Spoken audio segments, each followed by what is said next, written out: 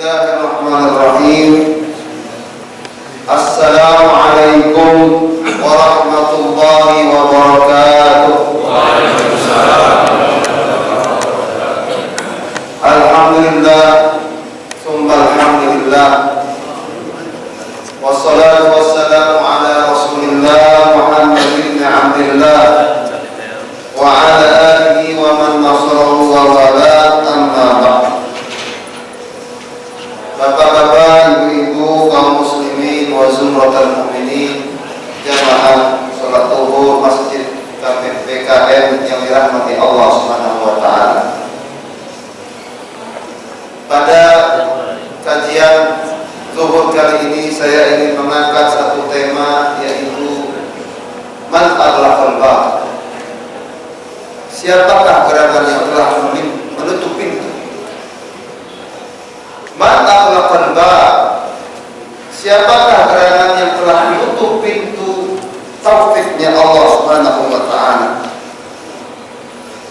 Ahibbati fillah wa ikhwata, la'alli asma' syakwa ba'dikum wa hamasati qulubikum wa lisan al-hal yaqul al-babu mughlaqun ya shaykhana wa ana aqulu lakum wa man aghlaqal bab.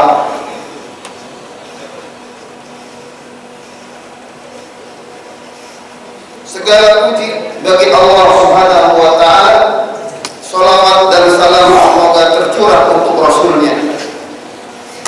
Wahai saudaraku seiman yang tercinta, boleh jadi keluhan yang saya dengar dari sebagian kalian dan bisikan hati serta perbincangan saat ini adalah pintu telah tertutup, wahai guru. Sekarang saya mengatakan, man aghlaqal bab. Siapakah yang telah menutupnya? Banyak orang bertanya. Seringkali antara cita-cita yang saya inginkan dengan hasil ternyata tidak pernah terwujud. Antara apa yang saya dambakan ternyata tidak pernah hadir hasilnya di depan kelompok saya, di depan mata saya. Seolah-olah, wahai Tuhan, pintu taufikmu telah tertutup. Ini saya tulis bapak-bapak di Facebook saya, lalu saya bagikan ke teman-teman yang ada di berbagai belahan, karena saya punya teman-teman dari Aljazair, Maroko, dari Palestina, dan negeri-negeri lainnya. Lalu saya terjemahkan ke dalam bahasa Indonesia. Saya bacakan saja biar. Seorang ulama sufi yang bernama Syaqi bin Ibrahim bin Al-Azdi Al-Balaghi mengatakan, tertutupnya pintu taufik Allah Subhanahu wa ta'ala dari makhluknya dikarenakan 6 sebab. Ughliq babut taufik 'alal khalqi min 6 asya. Beliau mengatakan, yang pertama, ishtighaluhum bin ni'mati an syukriha, fatadhakkar ni'aman katsiratan anta fiha lam tuwaffi lillahi haqqa syukriha. Seorang ulama sufi yang bernama Syaqi bin Al-Azdi Al-Balaghi, dia mengatakan penyebab tertutupnya pintu taufik di hadapan makhluknya dikarenakan 5 hal, dikarenakan 6 hal. Yaitu apa itu taufik, bapak-bapak, ibu-ibu rahimakumullah? Taufik, kita selalu mengatakan billahi taufiq wal hidayah. Wassalamualaikum. Selesai. Billahi taufiq wal hidayah. Segala taufik dan hidayah sungguh datangnya dengan bantuan dan izin Allah Subhanahu wa taala. Jadi kalau kita bertanya mengapa pintu taufik tak kunjung terbuka di hadapan kita, apa yang kita inginkan dan apa yang kita dambakan seolah-olah tidak pernah terwujud, seolah-olah hasilnya tidak pernah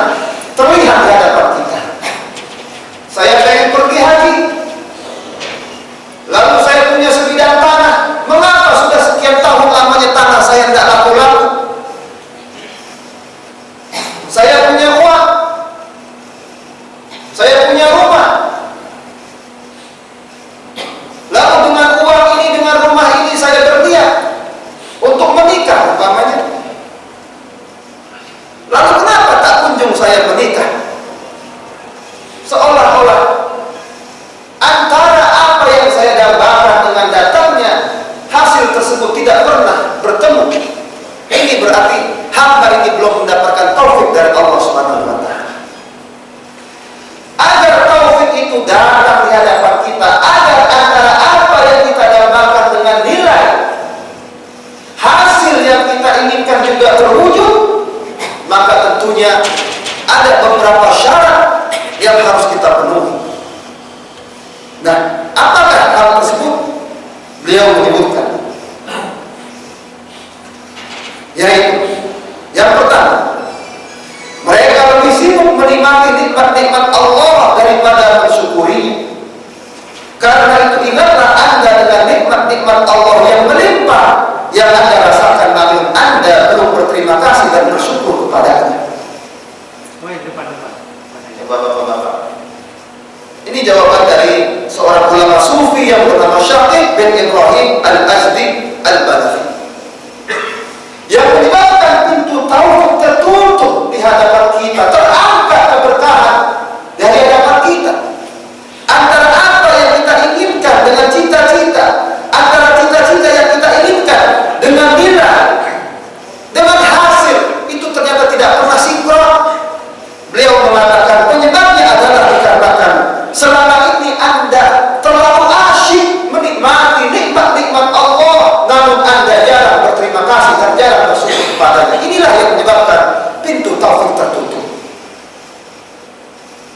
Berapa banyak bapak-bapak di antara kita mobil punya, rumah punya, istri punya, bahkan mobilnya bukan hanya satu, rumahnya bukan hanya satu, istrinya bukan hanya satu. Pernahkah kita berpikir untuk mensyukuri bahwa ketika orang itu punya mobil, punya motor, maka seharusnya mobil itu semakin membuat dia pandai dan rajin. Kalau dahulu dia mengatakan saya belum bisa sholat berjamaah dikarenakan jarak antara rumah saya dengan masjid jauh, sekarang saya punya mobil, sekarang saya punya motor, maka bukti Anda bersyukur kepada Allah, gunakan motor untuk berangkat ke masjid. Anda akan dicatat oleh Allah sebagai hamba yang bersyukur. Kalau dahulu kita selalu mengeluh di hadapan Allah, ya Allah, maafkan hambamu ya Allah, belum punya rumah, belum punya kendaraan, sehingga belum bisa fokus beribadah kepadamu ya Allah, belum bisa jarang menuntut ilmu ya Allah, belum bisa jarang saya datang ke masjidmu ya Allah, jarang saya sulit, bahkan sulit saya untuk bersilaturahim dengan keluarga saya, orang tua saya. Setelah orang ini Allah buka pintu rezekinya, apakah ia berubah? Apakah ia semakin berubah? Atau justru ibadahnya tidak ada perubahan, tidak ada penambahan yang signifikan, ibadahnya tidak bertambah, silaturahimnya tidak bertambah? Ini menunjukkan bahwa hamba ini lebih sibuk menikmati nikmat-nikmat Allah, namun dia lupa untuk mensyukurinya. Nah, kaum muslimin wa zumratal mu'minina rahimahumullah, karenanya beliau memberikan nasihat kepada kita, fatadzakkar ni'aman katsiratan anta fiha la tuwaffirillahi haqqa syukriha.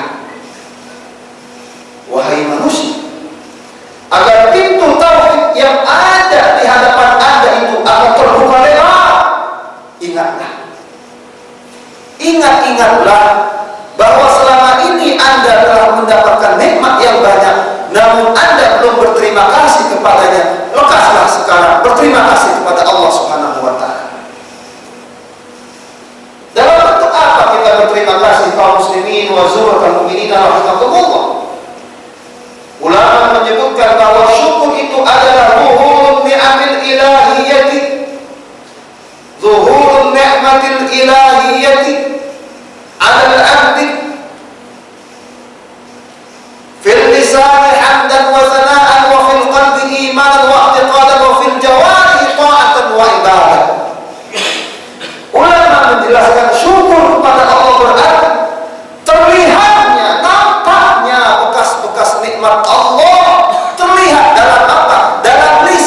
itu orang itu sering mengucapkan Alhamdulillah.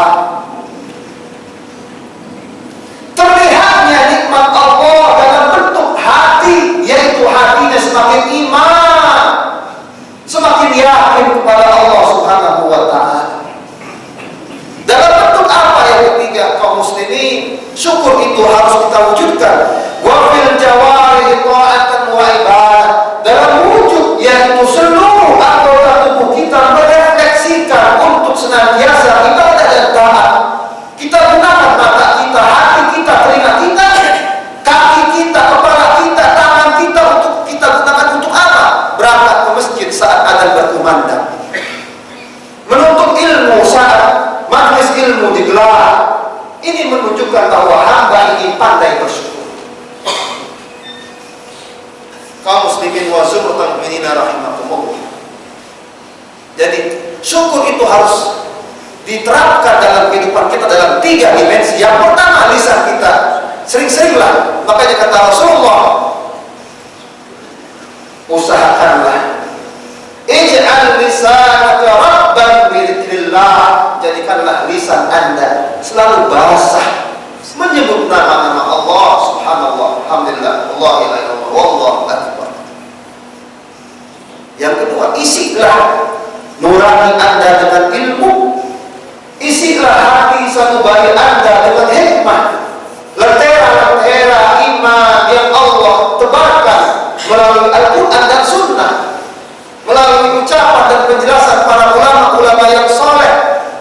Siapkanlah hati nurani Anda untuk menerima lentera iman tersebut, menerima ilmu tersebut. Yang kedua, berarti kita telah mewujudkan makna syukur. Dan yang terakhir, tadi kita gunakan anggota tubuh kita untuk melakukan amal-amal ketaatan dan ibadah kepada Allah Subhanahu wa ta'ala. Yang kedua, hadirin, warahmatuhum fil ilmi wa tarkuhumul amal fatadakkar umuran katsiratan ta'rifuha wa la ta'mal biha. Yang menyebabkan pintu taufik Allah juga tidak kunjung terbuka di hadapan hamba-Nya. Antara apa yang ia inginkan, yang ia cita-citakan dengan hasil ternyata tidak pernah terwujud, itu namanya taufik, Pak. Jadi taufik itu dari kata-kata wafaqa yuwafiqu taufiqan, yaitu sesuai, sinergi antara keinginan, cita-cita dengan hasilnya, dengan buahnya ketemu. Saya pengen menikah, ternyata cepat, berarti cepat dia mendapat taufik.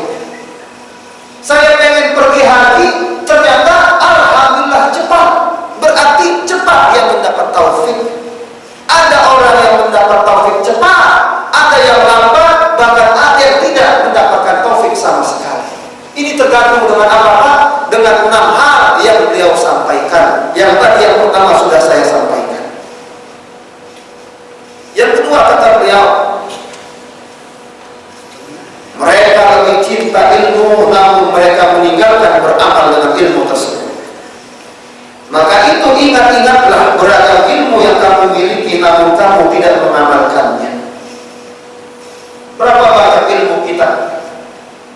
Berapa banyak pengetahuan kita yang sudah kita serap, yang sudah kita dengar, yang sudah kita pelajari? Namun pernahkah kita berpikir bahwa ilmu itu bukan hanya sekedar teori? Pepatah Arab mengatakan, "Ala ilmu bila amalin kasyajari bila zamarin." Ilmu tanpa amal bagaikan pohon yang tidak berbuah. Pernahkah kita melihat bahwa Rasulullah SAW tidak pernah mendapatkan gelar seorang profesor doktor? Para sahabat Nabi-Nya juga bukan orang-orang yang sekolah di perguruan tinggi, mendapatkan gelar S1, S2, S3. Sahabat Nabi adalah orang yang biasa duduk di masjid, langsung di bawah asuhan Rasulullah SAW. Yang karenanya kata Sayyid Qutb dalam kitabnya Ma'alim fit Thariq, lentera di tengah jalan, rambu-rambu jalan, beliau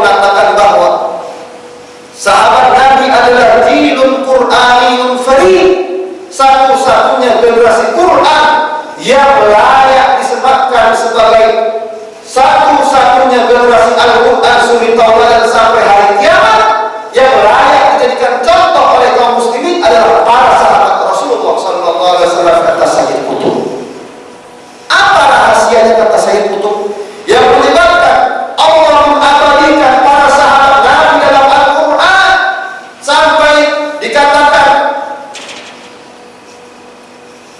mathaluhum fit Tawrati wa mathaluhum fil Injili kazar'in akhraja syat'ahu fa'azarahu fastaghlaba fastawa 'ala suqihi yujibu zur'an yaghiza bihimul kuffar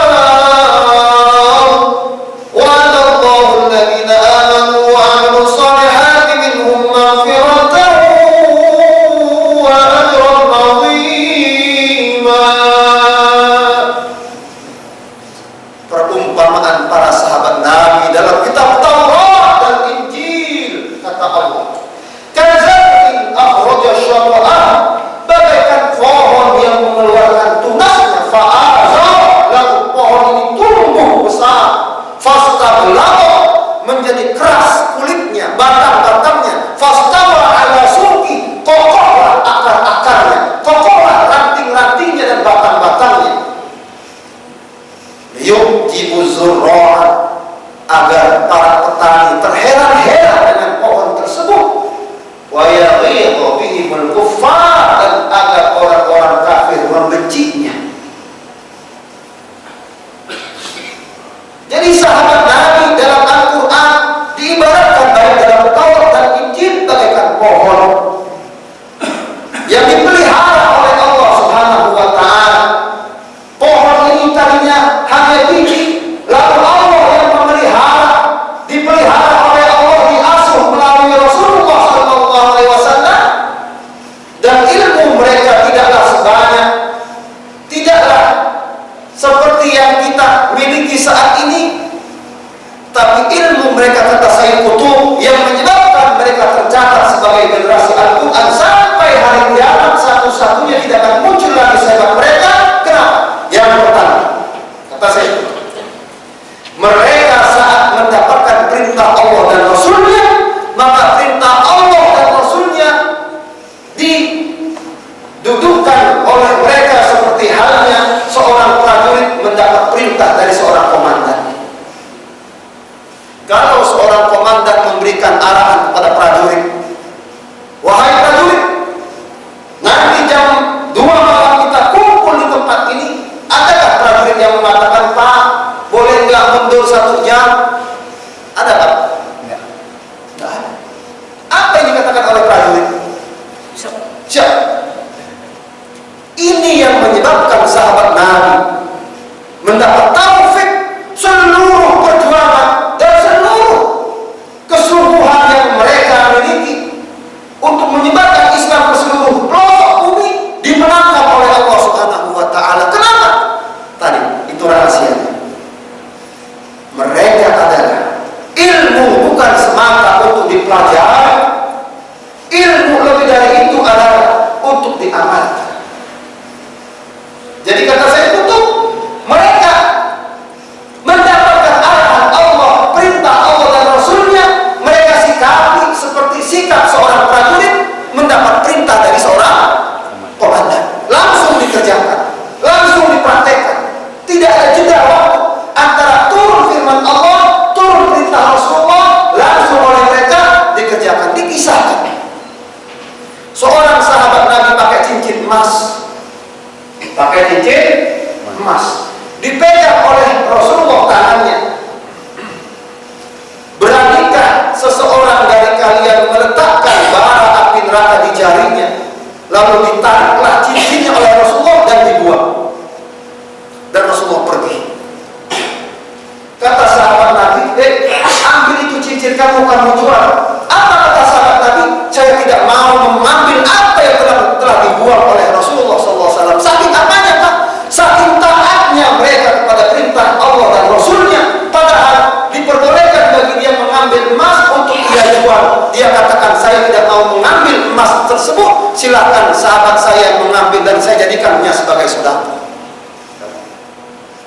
Ini yang menyebabkan pintu taufik terbuka di hadapan para sahabat Nabi. Semua apa yang diimpikan oleh sahabat Nabi terwujud. Tidak ada dalam sejarah.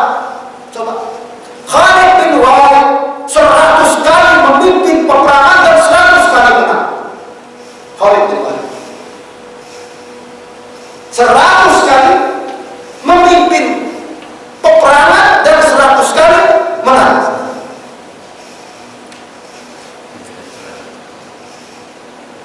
Namun ternyata mengapa yang selama ini diidolakan adalah Hitler?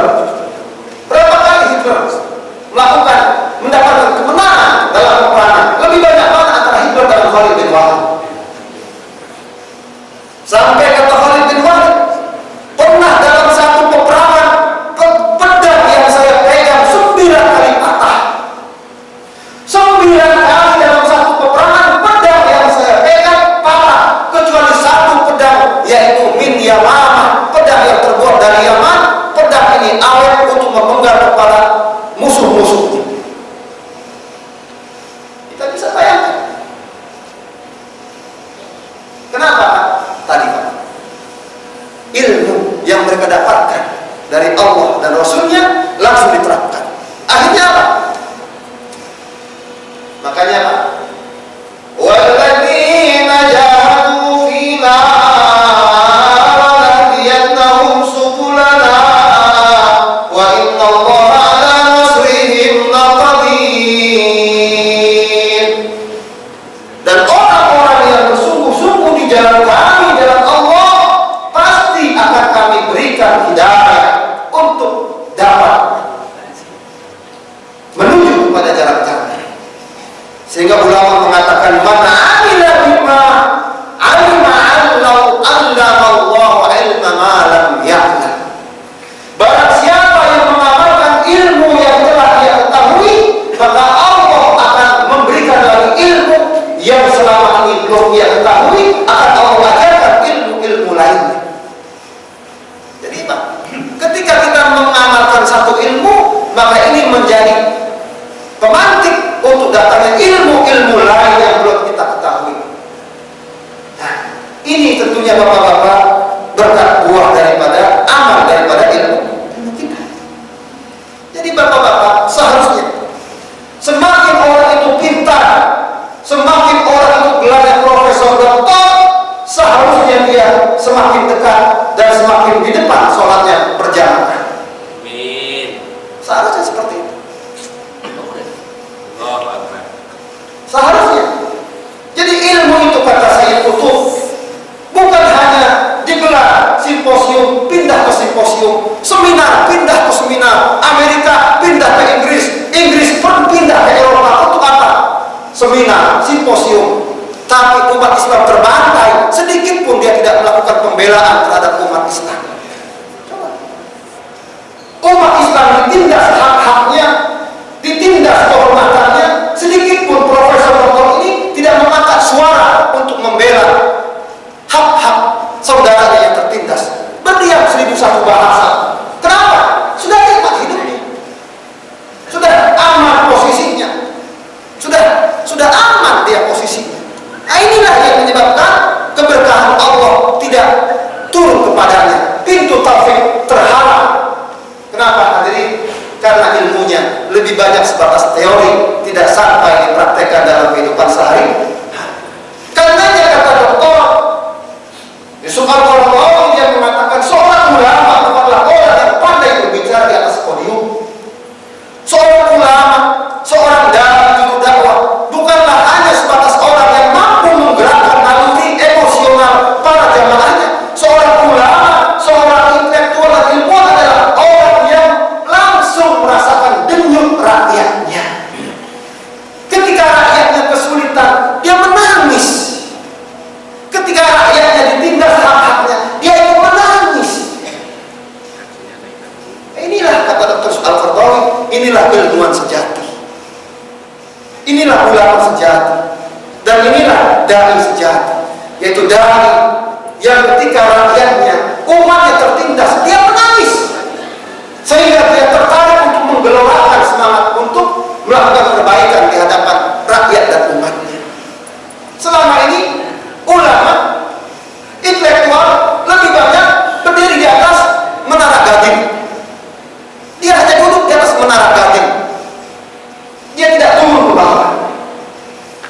Nah, Bapak-bapak kaum muslimin rahimakumullah. Yang berikutnya adalah yang ketiga. Wal musara'atu ila al-dhanbi wa ta'khirud dhunub fatadhakkar khutwatika fi sayr ila Allah. Yang menyebabkan pintu taufik tertutup di hadapan hamba-Nya adalah yaitu mereka lebih tangkas dan cepat bermaksiat namun menunda-nunda bertaubat. Maka itu ingatlah kelambanan Anda berjalan menuju Allah Subhanahu wa ta'ala. Ini Pak, yang menyebabkan antara cita-cita kita, keinginan kita dengan tujuan ternyata tidak kunjung bertemu. Taufik Allah tak kunjung terbuka di hadapan kita dikarenakan kenapa? Selama ini kita al-musa'atu ila al-dhanbi wa tarku taubati ila Allah. Selama ini kita lebih tangkas, lebih rajin, lebih cepat untuk berbuat maksiat, namun kita sering menunda-nunda bertaubat. Makanya Rasulullah berpesan, wa atbi'is sayyi'atal hasanata tamhuha. Ikutilah keburukan dengan kebaikan, niscaya dia akan menghapusnya. Karena kata Rasulullah, as-salatu ila salati mukaffiratun lima bainahunna mastunibatil kaba'ir. Salat yang satu dengan salat berikutnya adalah menghapus seluruh dosa-dosa, yaitu selama dosa-dosa besar dihindarkan. Zuhur sampai asar, ketika kita sholat asar, maka ini adalah menghapus dosa yang kita lakukan setelah zuhur. Ketika kita sholat maghrib, maka sholat maghrib adalah menghapus dosa-dosa yang kita lakukan setelah asar. Ketika kita sholat isya, subuh, dan seterusnya, begitulah. Sehingga apa Pak? Sehingga kita bersih. Orang kalau bersih, sekali dia berdoa, maka doanya sangat manjur dan mustajab. Kenapa Pak? Karena orang yang rajin bertaubat. Rajin bertaubat. Jadi bapak-bapak ibu rahimahullah, fatadzakkar khutwatika ila Allah. Kata beliau, ingat-ingatlah bahwa selama ini Anda begitu lamban berjalan menuju jalan Allah. Bersegeralah, jangan menunda-nunda. Sholat kerjakan, jangan ditunda-tunda. Pergi haji ada uang cepat, berkurban ada uang cepat. Bapak-bapak kaum muslimin wal mukminin rahimakumullah. Yang ketiga, yang keempat, wal iqtirar bi suhbatis salihin wa tarkul iqtida'i bi fi'alihim. Penyebab tertutupnya pintu taubat adalah mereka terlena berteman dengan orang-orang soleh, namun lupa untuk meniru tingkah lakunya. Ini sampai jam berapa ini Pak?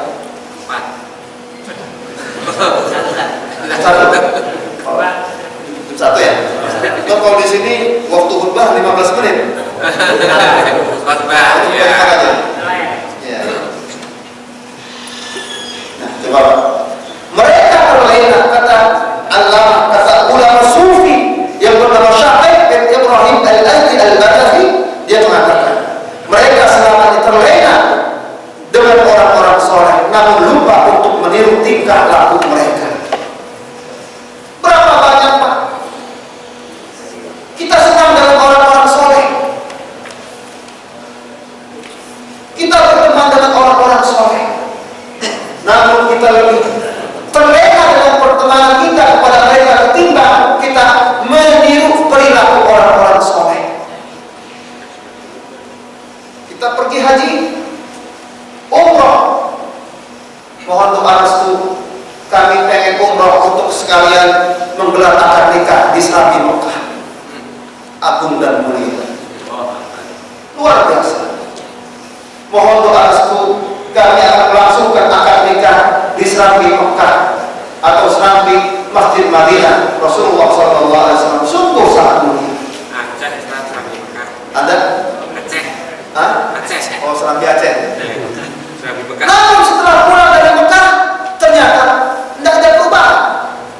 jilbabnya tetap terbuka lagi jilbabnya. Yang tadinya pakai kuduman pulang dari Mekah, kudumannya dilepas lagi, bergaulnya dengan orang-orang itu lagi. Akhirnya apa? Akad nikah digelar di masjid, tapi perceraian digelar di kafe-kafe. Kenapa? Berarti orang itu tidak mendapat taufik. Rumah tangganya tidak Allah langgengkan. Antara apa yang dia inginkan agar rumah tangganya langgeng karena dia sudah niat yang tulus akad nikah di Mekah, tapi ia lupa bahwa niat tulus itu tidak cukup, cinta kepada orang soleh itu tidak cukup.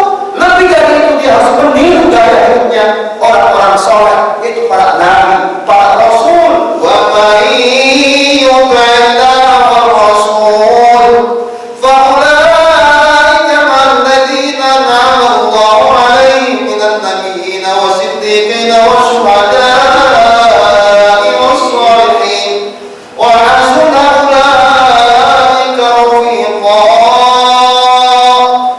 Dan barang siapa yang taat kepada Allah dan Rasulnya, kelak akan dikumpulkan bersama para nabi,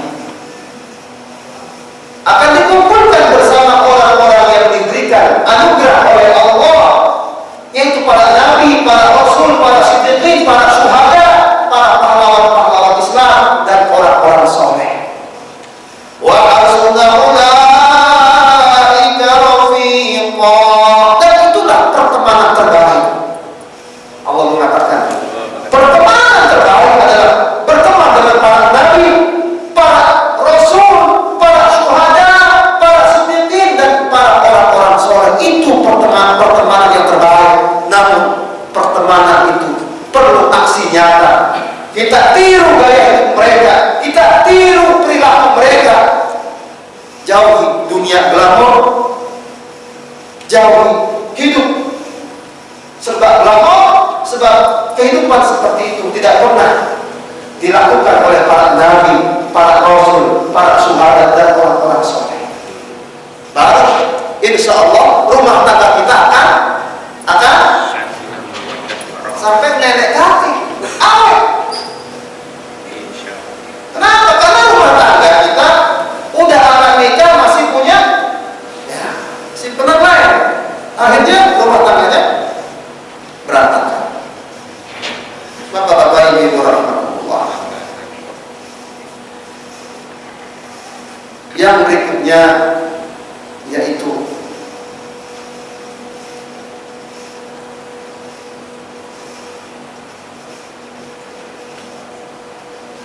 yang kelima, mereka memburu dunia, padahal dunia itu membelakangi mereka. Maka itu ingatlah bahwa cinta dunia membuat Anda terlena, membahayakanmu, membuatmu merana, lalu dunia itu akan lewat. Makanya kata Imam Ali radhiyallahu anhu, ajaban lil muslim, sungguh aneh orang Islam itu. Mudah-mudahan di antara kita tidak ada yang seperti orang ini. Ajaban libni Adam, kata beliau, sungguh aneh anak manusia itu. Beliau mengatakan bukan orang Islam, tapi anak manusia, anak Adam. Sungguh aneh anak Adam itu. Dunia membelakanginya, malah ia memburunya. Akhirat menghampirinya, ia berlari darinya. Sungguh aneh. Jadi dunia selama ini bapak-bapak membelakangi kita. Umur semakin tua menunjukkan bahwa dunia semakin menjauh dari kita. Akhirat semakin ada di depan pelupuk mata kita. Itu letak. Kan begitu. Jadi umur kita kan tidak jalan di tempat. Umur kita bertambah 40 tahun, 41, 42, 43 terus. Tidak ada umur kita itu jalan di tempat. Ketika umur kita semakin tua, itu pada hakikatnya dunia semakin jauh dari kita, akhirat semakin dekat. Tapi yang dilakukan selama ini, dunia yang menjauhi kita kejar-kejar, akhirat yang mendekati kita tinggalkan. Ini Pak. Maka bapak-bapak, ya kalau sudah usia lanjut, sudahlah. sudah usia 70 tahun istirahat. Tidak usah ngebet untuk jadi pejabat, ngejar jabatan lagi. Hah? Itu kan? Ya karena usia 70 tahun itu untuk menjadi jabatan kelas RI 1 perlu apa Pak? Kawaknya, ototnya harus otot kawak. Otaknya bukan lagi 1 tapi 1000. Nah sementara usia kita tua, jalan kita sudah mulai rentak. Sementara gerakan kita dituntut untuk lari 1000 langkah. Mana kuat kita? Mana kuat? Jadi manusia itu harus sadar. Manusia itu harus sadar. Lakukanlah, kerjakanlah apa yang menjadi kebisaan ia pada usia yang ia miliki. Begitu. Jadi makanya di usia kecil Allah tahu kita masih lemah dan Allah tidak mewajibkan kita untuk sholat, untuk puasa. Ketika usia sudah dewasa baru Allah mewajibkan kita ini itu. Ketika kita sudah menikah, kita sudah pandai, otot kita sudah kuat, diwajibkan mencari rezeki. Nah ketika usia kita sudah manula, itu sudah dimaafkan, bahkan dianjurkan anak-anaknya yang membiayai ayahnya biar istirahat. Karena kehidupan manusia itulah hukum alam. Maka bapak-bapak yang terakhir ini itu Pak. Jadi realitaslah kita hidup, realitas kita hidup bahwa tenaga kita ini terbatas. Tenaga kita terbatas. Katanya lakukanlah suatu kerjaan yang sesuai dengan kapasiti dan kebisaan kemampuan tenaga kita. Yaitu kalau sudah semakin usia tua, makanya dia sudah semakin rajin ibadah. Makanya Allah mengabadikan dalam Quran surah Al-Ahqaf, hatta idza balagha ashuddahu wa balagha 40 sanah qala rabbi awzi'ni an ashkura ni'mataka allati an'amta 'alayya wa 'ala walidayya wa an a'mala salihan tardah wa aslih li fi dhurriyyati inni tubtu ilaika wa inni minal muslimin. Sehingga ketika manusia mencapai usia 40 asyuddah, usia matang, maka manusia itu mengatakan Rabbi auzi'ni, ya Allah berikanlah aku anugerah an ashkura nikmataka allati an'amta 'alayya, untuk senantiasa pandai bersyukur terhadap nikmat-nikmat yang telah kau anugerahkan atasku. Karenanya kata Imam An-Nawawi dalam kitabnya Riyadhus Shalihin, yustahabbu al-izdiyadu minal khairi fi awakhiril umri al-hadhu 'ala al-izdiyadi minal khairi fi awakhiril umri. Kata beliau, hadis Rasulullah menganjurkan orang yang sudah usia 40 tahun udah mulai fokus ibadah, jangan lagi sudah terlalu sibuk dengan urusan dunia. Makanya kata sahabat, kata Imam Malik, Imam Malik seorang ulama yang hidup di kota Madinah, gurunya Imam Syafi'i, gurunya Imam Abu Hanifah, gurunya Imam Ahmad bin Hanbal. Sungguh kami temukan orang-orang di kota Madinah ketika mereka sudah usia 40 ke atas, mereka lebih sibuk ibadah daripada memikirkan dunia. Artinya apa?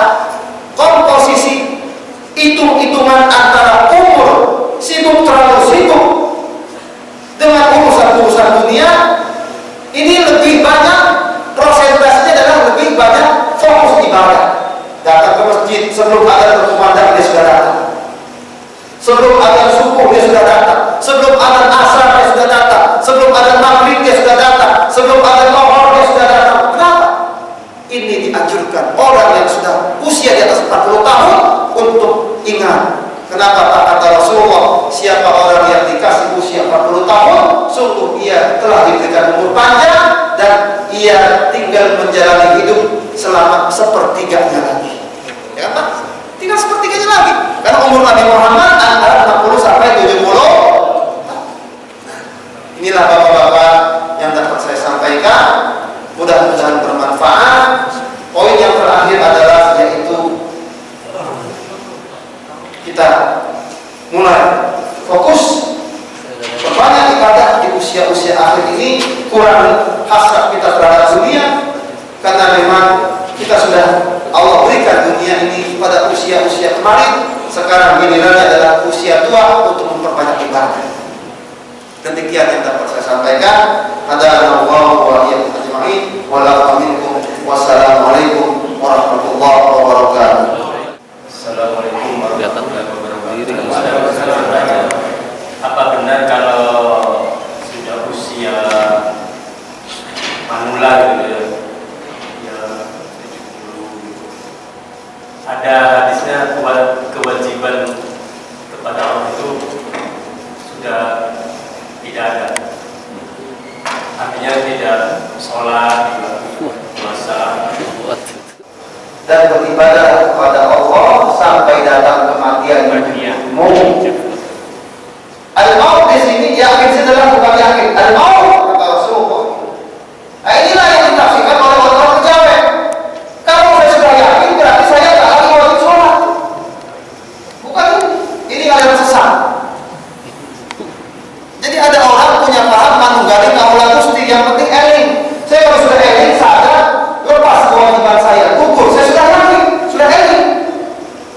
Kita tanya, siapakah manusia termulia di muka bumi yang sudah dijamin takwanya tertakwa, dan orang yang paling takwa dan paling takut kepada Allah Nabi Muhammad? Apakah Nabi Muhammad di usia tuanya meninggalkan sholat? Jadi selama hayat dikandung badan maka sholat terus. Bayang, sholat itu terus, tidak berhenti. Tidak berhenti. Rasulullah itu ketika berhenti memimpin menjadi imam sholat bagi sahabatnya, ketika Rasulullah sakit digantikan oleh Abu Bakar Siddiq. Nah, ketika Rasulullah masih sehat terus beliau memimpin jadi imam. Jadi tidak ada bagi seorang muslim keringanan berhenti beribadah karena usia tua. Ya memang kalau kita pergi haji boleh diibadatkan oleh anak kita, ahli waris kita, karena usianya sudah lanjut, yaitu kalau duduk sudah tidak bisa permanen di atas kendaraan, duduk jatuh lagi. Nah, ini kata para ulama fikih boleh dia dihajikan, tidak wajib dia untuk pergi haji karena dia tidak mampu, diantaranya mampu dalam harta dan mampu dalam fisik dan kendaraan. Ya, itu Pak ya.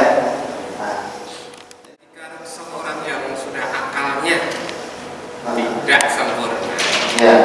itu seperti apa? Karena kontaknya mudanya bagus, pertunannya bagus. Tapi kalau sudah kata pun yang dikhawatirkan termasuk doa Rasulullah itu, sehingga Oh iya, rufi'al qalam an salatin, an naimi hatta yastayqidha, wa an as-sabi hatta yahtadika, wa an al-majnuni hatta yufiqa. Allah angkat pena itu tidak ditulis oleh para malaikat, tidak dicatat amalan manusia oleh para malaikat dari 3 orang. Satu, orang tidur sampai dia bangun. Saya kalau lagi tidur, tiba-tiba bawa pisau, saya nusuk orang, terus tidur lagi, maka ini tidak kena beban hukum. Kenapa? Karena saya sudah nggak waras. Sebab ini secara syariat dan secara hukum orang ini maafkan, sebab nggak waras. Dia sedang tidur, melindur bawa pisau, atau melindur ngomong, saya orang kafir, saya bukan orang Islam, saya nggak beriman kepada Allah, saya bukan lagi orang Islam, nggak ada Allah itu. Dia lagi tidur, maka ini tidak dicatat oleh malaikat. Sebab orang tidur itu Allah maafkan. Yang kedua, wa anis sabi hatta yahtadima, anak kecil sampai dia usia balik. Anak kecil, ya, sampai dia usia balik ketika melakukan kejahatan, anak kecil, namanya anak kecil kan, maka dia tidak kena beban hukum.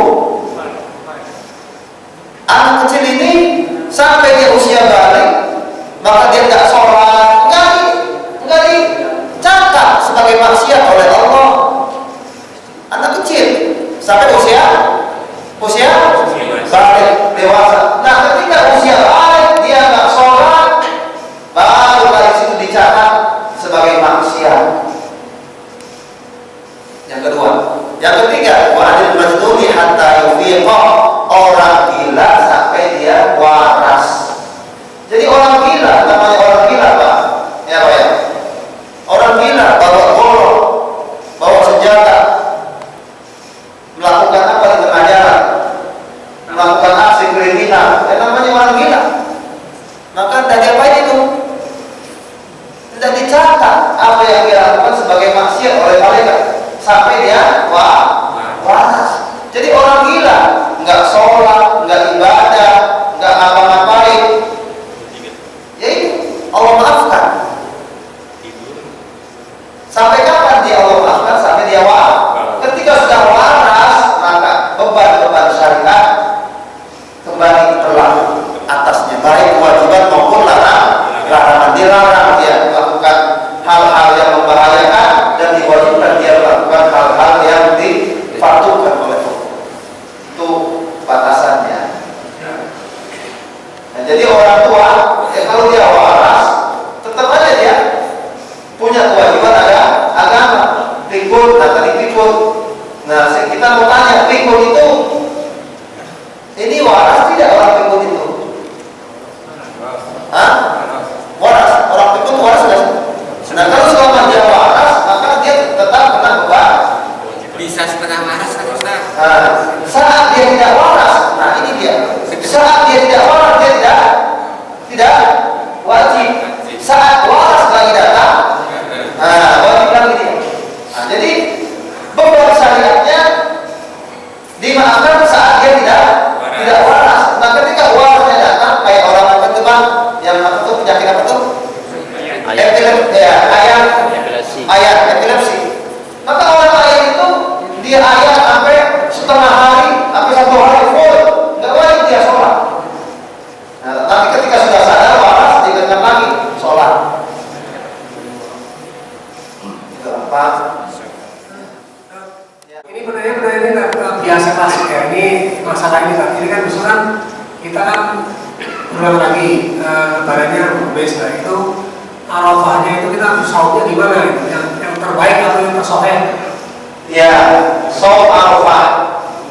Ada tarbiyah, ada Arafah. Yang sangat dianjurkannya adalah tanggal 9. Boleh puasa tanggal 8 tarbiyah. Namun yang sangat dianjurkannya lagi tanggal 9, yaitu saat orang haji lagi wukuf. Itulah kita yang dianjurkan puasa Arafah tanggal 9 Dzulhijjah. Ya. Maksudnya kesesuaian ini kan besok teman-teman ada yang iya. Serbu ada yang nggak sholat. Iya. Nah itu bagaimana? Selisih waktu. Iya. Kembali lagi. Hitungannya apa? Orang haji di sana. Hitungannya adalah orang haji di sana. Ya di sana belum wukuf, masa kita puasa? Nah, di sana belum wukuf. Jadi pokoknya patokannya kapan mereka wukuf kita berpuasa. Nah gitu ya. Jadi puasanya adalah tanggal hari wukuf di Arafah. Ya, jadi puasa yang dianjurkan, yang disunahkan pada bulan Dzulhijjah adalah apa tadi? Puasa saat jamaah haji wukuf di Arafah. Nah, jamaah hajinya nggak wajib puasa, nggak disunahkan puasa. Yang disunahkan dianjurkan berpuasa adalah bagi orang yang tidak berhaji. Ada bagi orang yang berhaji yang disunahkan dia puasa. Ya. Ini jam 12. Ya, hukum di sini sudah sore gitu. Iya, kan selisihnya berapa jam ya? Ya pokoknya hari itu kalau hukum mereka ya kita puasa. Iya. Jadi sini berarti besok. Iya. Kan pasti mereka mengumumkan, Arab Saudi pasti mengumumkan bahwa hukum jatuh tanggal sekian. Coba Pak, nanti cari di seluruh dunia cari di seluruh dunia ada enggak orang yang puasa bukan tanggal 9 Dzulhijjah. Cari di Palestina, cari di Aljazair, di Maroko, di Tunis, di Yaman, di Syria, cari orang Islam yang puasa hukumnya tanggal 8 selain hari enggak akan mengikut pendapat yang banyak dilakukan ya oleh para ulama dan diamini oleh negeri-negeri Menentukan Islam. tanggal 9-nya ini Iya. yang berbeda-beda. Ya, kita ikut kemana? Ikut ke banyakan, ya ikut ya. Bisa Ikut aja banyakan Pak, mereka. ini tanggal 9-nya kemarin, kita sekarang tanggal 9-nya. Bukan tanggal 9-nya yang berbeda-beda. Iya. Terus kita mengikut yang mana? Saya katakan. Ikut yang mana tadi? Ikut yang mana? Muhammadiyah dan Ya, ikut yang apa diamini oleh banyak umat Islam, ulama-ulama Islam di sana. Itu aja. Insya Allah. Jadi ketentuan pemerintah. Nah, ya insya Allah pemerintah juga nggak akan meleset dengan Arab Saudi. Karena ini berkaitan dengan hari wukuf di Arafah. Kalau puasa bulan Syawal, bulan Ramadan boleh kita berselisih pendapat. Tapi nggak ada orang itu berselisih pendapat tentang hari Arafah. Nggak. Tidak ada, tapi terjadi tahun kemarin. Ya, terjadi. Di negara kita tahun kemarin Terjadi. terjadi. Ya, seharusnya tidak terjadi. Makanya hal yang kita paham dan lenturnya seperti itu menunjukkan suatu keimanan. Iya. Artinya pemerintah pun tidak akan ngalah kan kemarin. Ya seperti itu. Jadi insya Allah seluruh dunia itu akan ikut. Seluruh dunia saya yakin. Seluruh dunia itu hari umumnya ngikutin jemaah haji itu. Jemaah haji itu wukuf. Tanggal 9 Dzulhijjah ngikutin jemaah haji itu wukuf. Cuma di Indonesia doang yang aneh sendiri. Nah, itu aja. Apakah kita ingin ikut pendapat yang aneh? Apakah kita ingin ikut pendapat yang aneh? Apakah kita ingin ikut pendapat yang remeh? Enggak. Demikian